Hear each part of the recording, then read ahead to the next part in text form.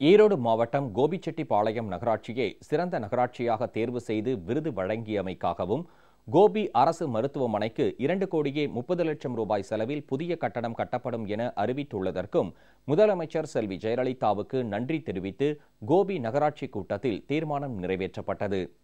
கோபிச்செட்டிப்பாளையம் நகராட்சியின் சிறப்பு கூட்டம் நேற்று நடைபெற்றது.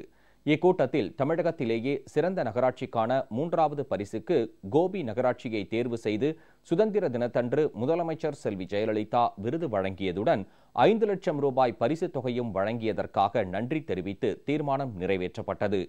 மேலும் கோபி அரசு மருத்துவமனைக்கு 2,30,00,000 ரூபாய் செலவில் புதிய கட்டடம் கட்டப்படும் என முதலமைச்சர் செல்வி ஜெயலலிதா சட்டப்பேரவையில் அறிவித்திருப்பதற்கும் நன்றி தெரிவித்து மற்றொரு தீர்மானம் நிறைவேற்றப்பட்டது. மாண்புமிகு புரட்சித் தலைவி அம்மா அவர்கள் சுதந்திர தினத்தன்று எங்களது கோபி நகராட்சியை சிறந்த நகராட்சியாக தேர்வு செய்து விருது வழங்கியமைக்கு எங்கள் கோபி நகர மக்களே விழாக்கோலம் போன்றுள்ளார்கள். பழைய கட்டிடங்களை இடித்து மேம்பாட்டு பணிக்காக 2,27,00,000 அம்மா அவர்கள் அசம்பிளியிலேயே அனௌன்ஸ்மெண்ட் செய்ததற்காக நன்றி தெரிவித்து இன்னொரு சிறப்பு தீர்மானமும் இன்று நிறைவேற்றப்பட்டுள்ளது என்பதை மிகுந்த மனநிறைவுடனும் மன மகிழ்ச்சியுடனும் தெரிவித்துக் கொள்கிறேன்.